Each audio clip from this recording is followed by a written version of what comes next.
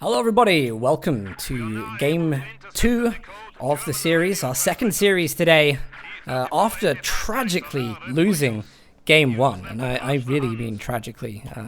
VonIvan dominated him. We're going to have Kimbo, in inverted commas God, playing Soviets from the south side of Crossroads. And from the north side, he's the master of chaos, the chief purveyor of calamity, and the engineer of Kimbo's systematic destruction. It's experts VonIvan as OKW, locking in special operations doctrine from the north. It's, what are we expecting from this game? We really want to see something interesting from Kimbo. Now, interestingly, he has gone for advanced warfare tactics. I like that. It's going to have radio intercept. Conscript repairs, that's always really, really useful. But not meta. Definitely not meta. No. So, Kimbo still wants to throw in some curveballs. I think that's sensible, you know. But he is playing risks. He needs points. He didn't appear in the last qualifier. He needs to do well in these events. He does. I think Advanced Warfare is a weak commander. It used to be one of the strongest, but the IL-2 strafe is bad. Yeah. Oh, we should point out, I mean, this isn't a loiter. This is like you pick the direction and it just goes there. Strafe, exactly. It's just strafes once. There's nothing on the loiter.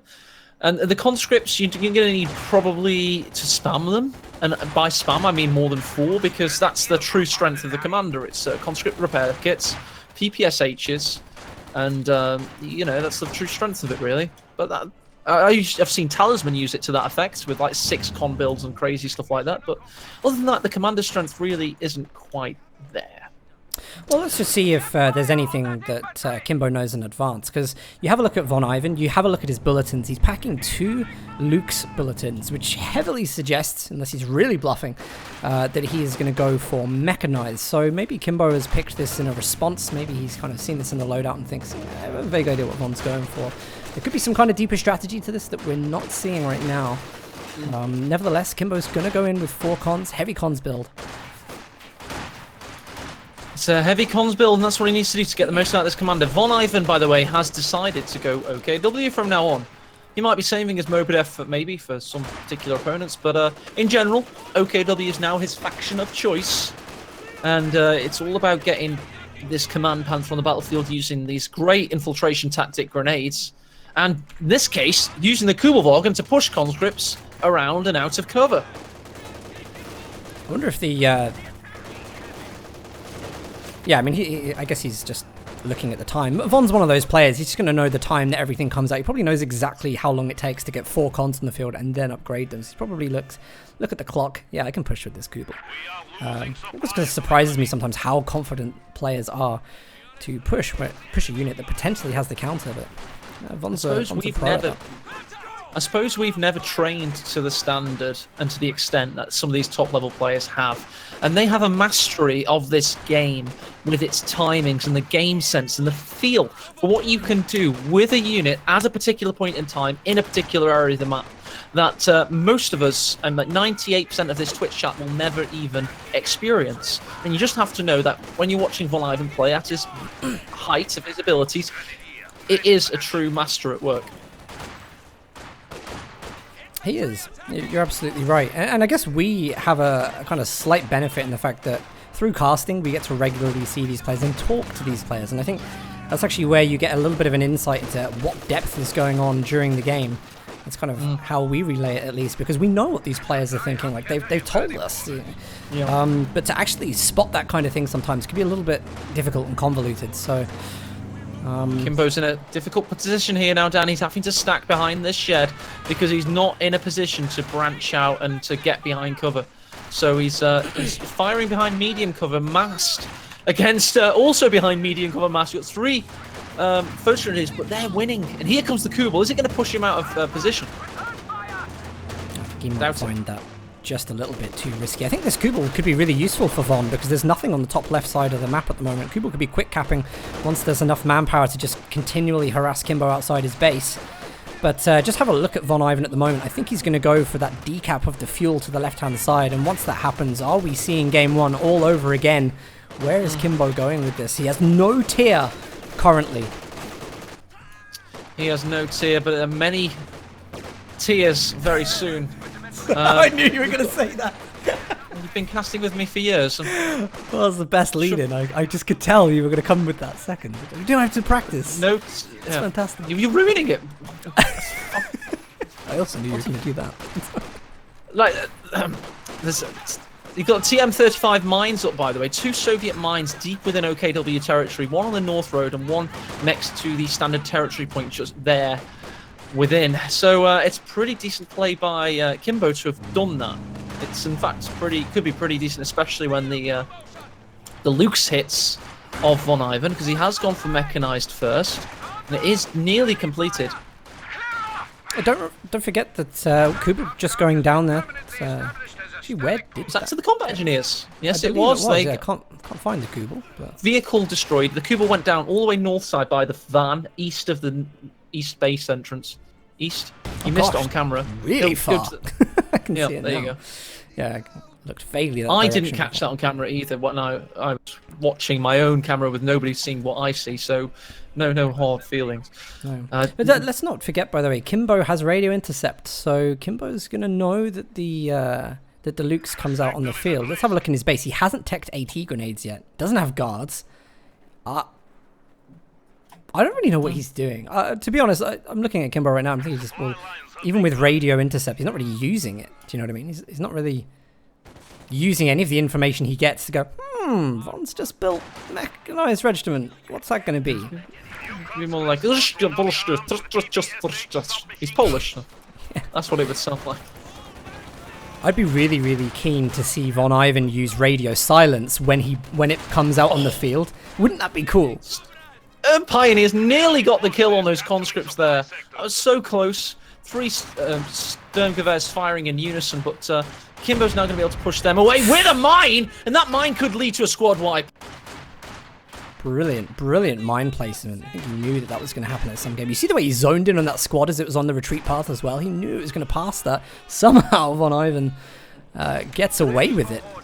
Big shout out to Mosin Nagant's rifle, long distance accuracy.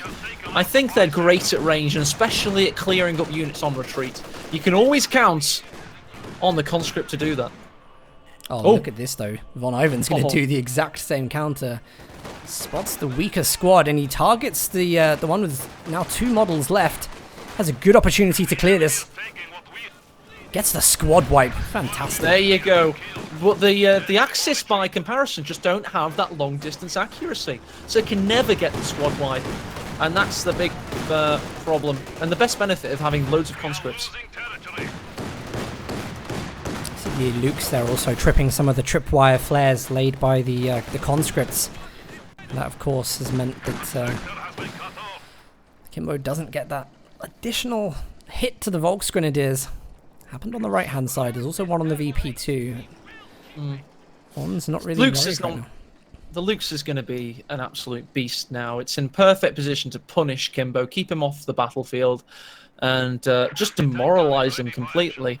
He's got to now try, and in my opinion, try and push for the west side. He's got to change tact. Yeah, get the Tankovi Battalion command up, but to be honest, he can't really wait for that too much. He might have been better getting well, he has got his 1 Zisgun, so he's okay. He's got 1 Zisgun, but he might have been better getting a Maxim or something just to keep him solidified.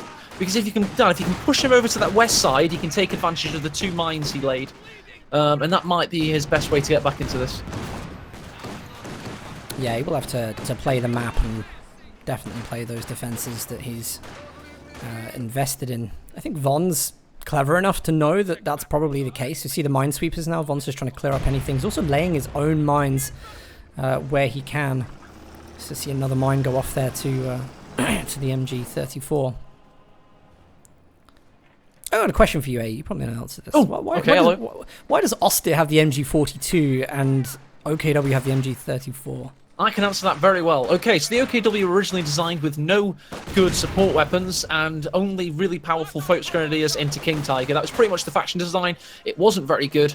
It was because they were pretty much changed in the beta at the last second from being entirely truck focused to being somewhat of a gimped Wehrmacht. So over time, the community and Relic worked together to add things into OKW that would make them competitive. The MG34, the Panzer IV, etc. And they chose the MG34 because it's a weaker variant of the MG42. It's an earlier war variant. In fact, it's in the name, 34 being the year versus 42 being the year. So they didn't want to give them the most powerful machine gun. They wanted to give them something not quite as good. So there's your answer. Thank you very much.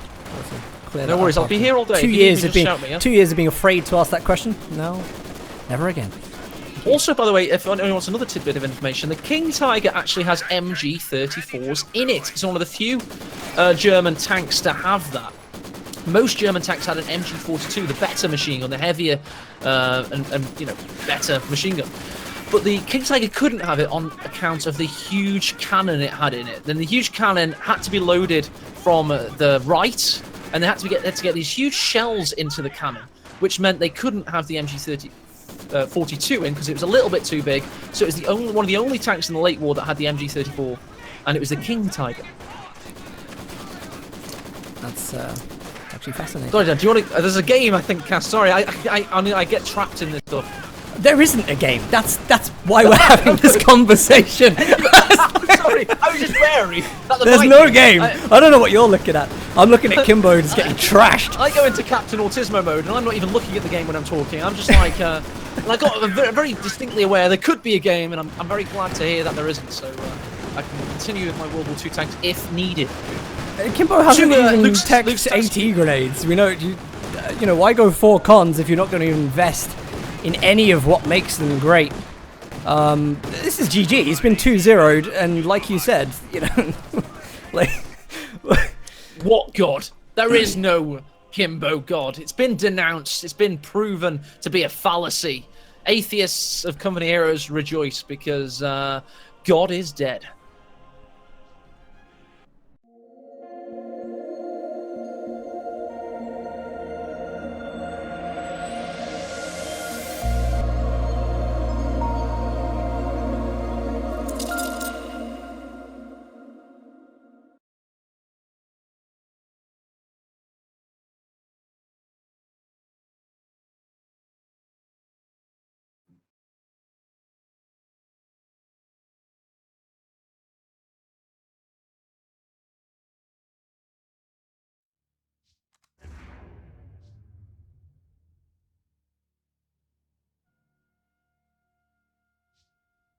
Yeah, I think we had to